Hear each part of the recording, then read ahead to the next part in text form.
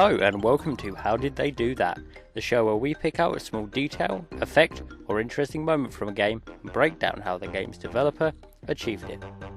In today's episode, we will be taking a look into the cartoony animation in the original Crash Bandicoot Trilogy.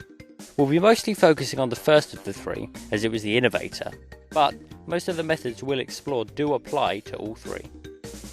When Crash was released back in 1996, there were two common ways to animate a 3D video game character: model chunks or rigged bones. Model chunks see your character broken up into several individual pieces that are constrained to each other, and then they're rotated in place to give the illusion of movement.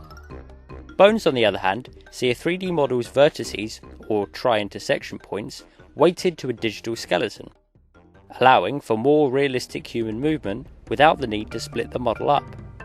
Crash, however, handles things a little differently. Our orange marsupial started off with the aforementioned skeleton system, but due to hardware limitations of the PlayStation, Naughty Dog had very few bones to play with.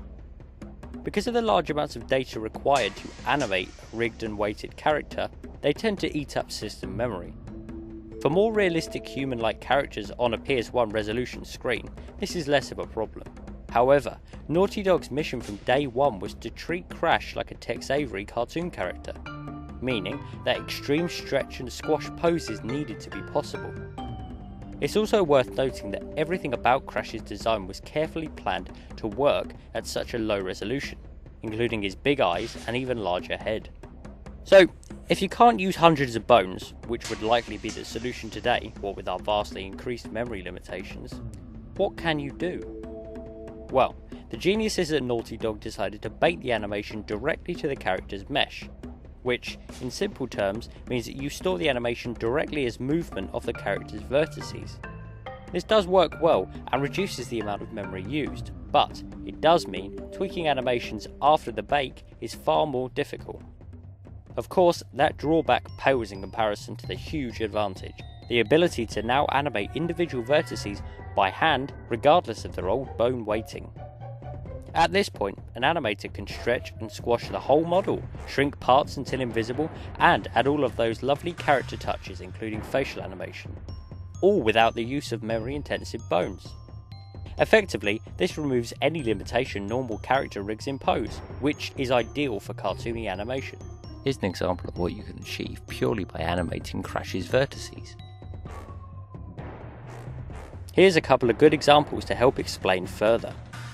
Here, Crash gets rolled over by the boulder. He's squashed flat as a pancake. Very difficult to do with bones, but with vertices alone, rather easy. And again, here, Crash's model gets blown up and just a few body parts reappear falling from the sky. In reality though, Crash's model is all still there, but reduced down to such a minuscule scale and then hidden inside his shoe. And of course, there's his famous, somewhat sinister take before mounting the hog. His wiggling eyebrows and the rest of his face will have all been animated by vertex manipulation after the bone animation is baked. As I mentioned before, this method is rarely used these days, simply because adding extra bones is less of a memory issue. And as I'm sure you can imagine, this does then allow for easier tweaking later down the line. But this kind of vertex manipulation is still useful when setting up morph targets, otherwise known as blend shapes, for more modern cartoony animation. For more information on this, I'd suggest taking a look at my video on another Naughty Dog game, Jak and Daxter, where we delve into morph targets further. And that about wraps it up for today. Is there an effect or detail you've seen in a game that's had you wondering, how did they do that? If so, be sure to leave it in the comments below and we may just cover it. Thanks for watching. Ta-ra!